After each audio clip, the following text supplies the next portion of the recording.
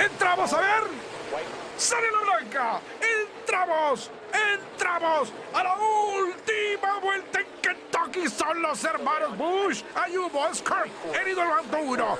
Kyle contra Kurt. Kurt por medio auto. Kurt es el líder. Va a regresar el M&M's 18 en la curva 3. Por última vez, Jones detrás de ellos. Va a ser Rowdy o será Kurt. Va a ser Rowdy o será Kurt. Cambia de toma. Va a ser Kurt. Va a ser Kurt. Va a ser Kurt. Se la lleva. Kurt Busch se la lleva. ¡Qué final, por Dios! Final. Kurt Busch se la lleva. Kurt Busch se la lleva. ¡Qué final, Rowdy! Segundo. I have no idea what they were saying, but it's exciting in every language. That I do know. That race was fun no matter what. Sounded like slide job somewhere in there. I took 3 years in Spanish of high school, and that was, I'm pretty sure that was slide job.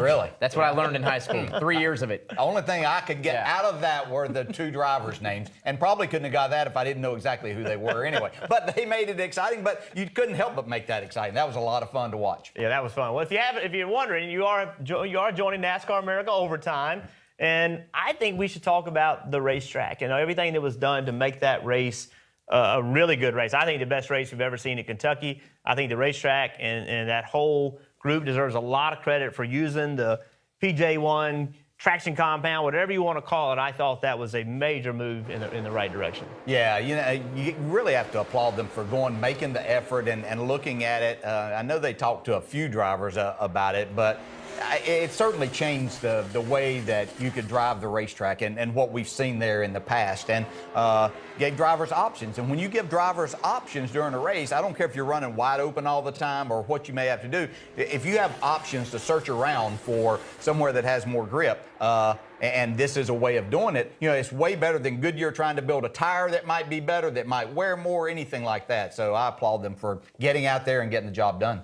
Yeah, and I really think the repaves is what is needed, this sticky compound, because we've all seen it. We've all driven on repaves.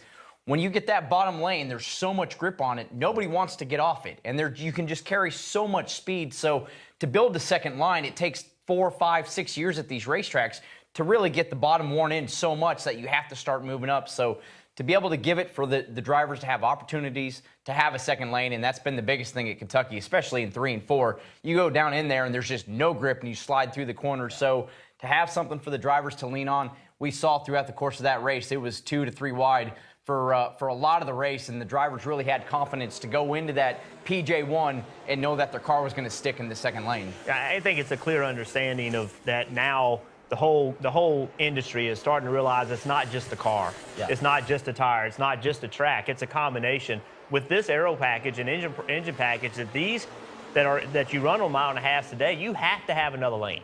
Yeah. Like to have good racing, you have to have multiple lanes. I don't know that was always the case. I think there were in the past some races that were made better because it was single lane, and it forced the issue. But with the big spoilers and the lower horsepower, if you don't have somewhere to go, you cannot get to the rear bumper and mess that car up. Yeah. So in today's world, without a second lane, I just don't think we see the racing like we're seeing.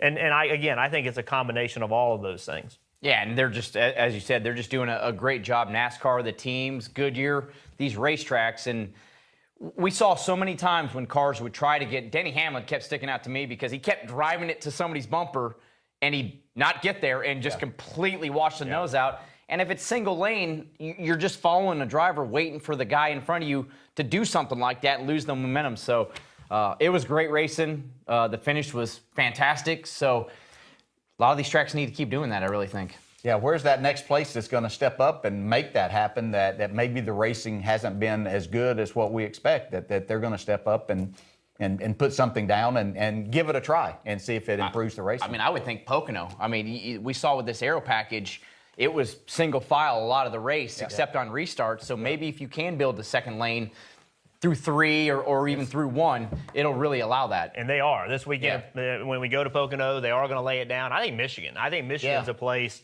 Michigan, prior to the repave, you ran everywhere. You ran against the wall, you ran on the white line, you ran everywhere.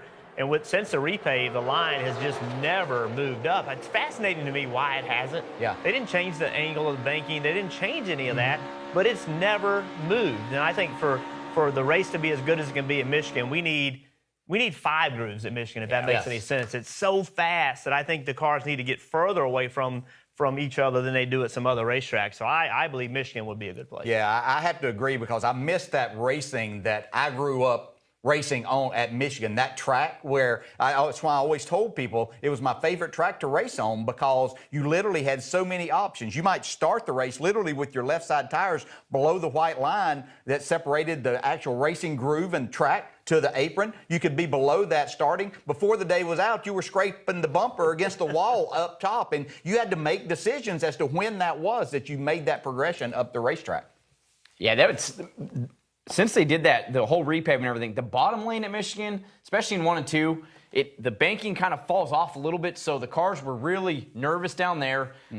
It was just dirty above the 3rd lane. So, I mean, and we saw at that race, it was hard for guys to get side-by-side. It kind of would single file out after a couple laps. So, but, you know, we keep talking about it. As a whole, just the industry, to keep coming up with new ideas to make the racing better, there's no negative to it. And fans, that's all they want to see. They don't care how it gets there, just have better racing. Yeah, and I think it's a great point. But it wasn't always like that, right? When this first started getting put down, I mean, there was a lot of people that did not like it. Yeah. And they've learned how to use it. I mean, I can remember when they first started putting down, like, you were terrified to go into it. It took a little while for it to get engaged and to work. But now, like I was there last weekend for truck practice.